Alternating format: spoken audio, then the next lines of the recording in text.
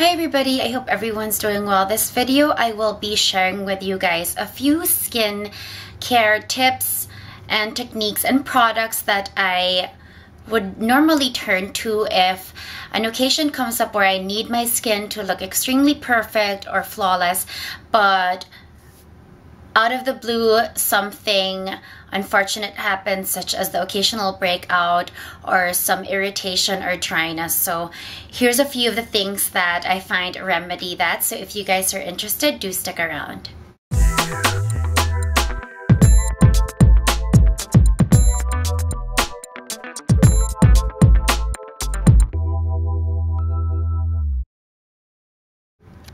So a little background on why I decided to do a video like this. I'm doing a shoot tomorrow and it's a beauty shoot. So obviously it's going to be a lot of profile headshots, and two of the three models that we'll be using tomorrow actually have messaged me and freaking out basically because they've come across some issues or skin issues today, and some of it occasional breakouts, some extreme dryness, and in the process of just giving them tips and advice on how to handle their skin today for tomorrow's shoot, I decided to actually make a video about it. So here's a few things that I know have worked and I've tried for myself. So one of the most common things when you go through an episode of having bad skin, or maybe you're reacting to some new medication or treatment, is your skin will adapt to the change by going through shedding. And the first few signs of that, I guess, is extreme dryness and tightening of the skin. So where you typically do not shave or have any skin texture problems, you probably will, and that's usually the first sign of irritation. So when something like that comes up, the first things I usually would grab to are mild cleansers. First of all, I change my products. I totally remove all toners and astringents from any regimen that I do. I switch to a mild cleanser like Cetaphil or just whatever you find is mild for your skin. But I find that across all skin types, when in doubt, just run to Cetaphil. And the first thing that I would usually do is grab for an intense mask or intense moisturizing mask. So these are some of the few that I have right here. These are some Asian masks that I have, and this one right here. And basically you don't have to purchase anything pricey. What you're usually looking towards is you're looking towards the ingredients that the product actually has. And what I typically look for in deep moisturizing masks are hyaluronic acid, or sometimes they're called sodium hyaluronate, and any version of that is hyaluronic acid. And hyaluronic acid has a tendency to capture much more moisture in your skin, and it's just an amazing skincare ingredient. I actually made an entire video just discussing hyaluronic acid, so you guys can look that up in my video list. But there are a couple of things that you want from a facial mask. First of all, you want not too much alcoholic content, as much as possible more natural ingredients, organic ingredients. Less ingredients in the list is so much better because you're just getting purely the moisturizing factors from the product. Of course, I always make sure, or at least the less parabens the better, but definitely sodium hyaluronate is an ingredient that I look for when I buy a mask.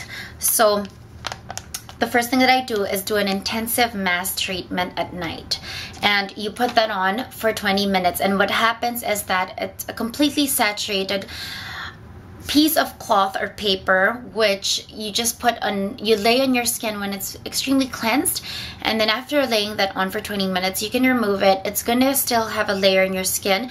You massage your skin, you do a facial massage for about 3 to 5 minutes, and then you don't have to rinse it off. You can just leave it like that. But if I'm extremely dry, I would still put over top of that hyaluronic cream, which is my Mario Badescu Seaweed Night Cream.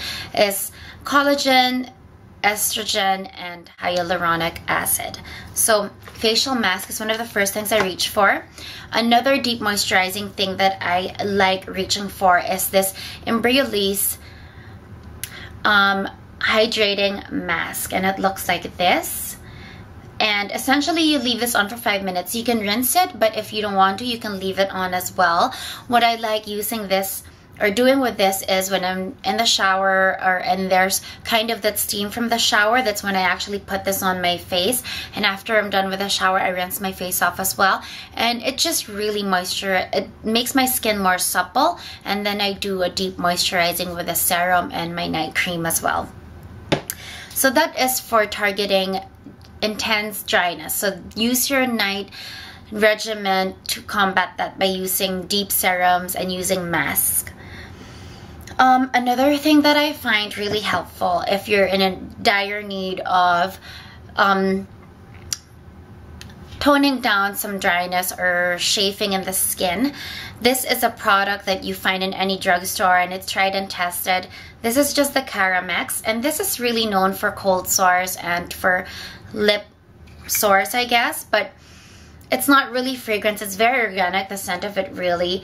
It's just a very thick balm, but I find that it completely soothes any shaving or dryness if you have any around the nose or anywhere on your skin. If you're having some irritation, just pat this and it's an instant fix.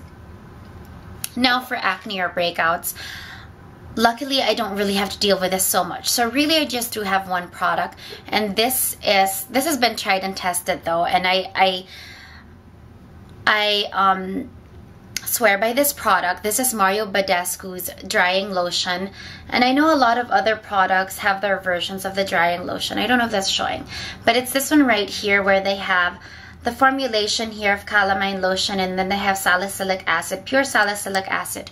Combination of both just does an amazing job of serving as an antiseptic for the acne, and the calamine lotion is just completely soothing. If you guys are familiar with calamine lotion, usually for allergies or any skin irritation, redness or bumps or hives, usually calamine lotion does a great job in relieving that.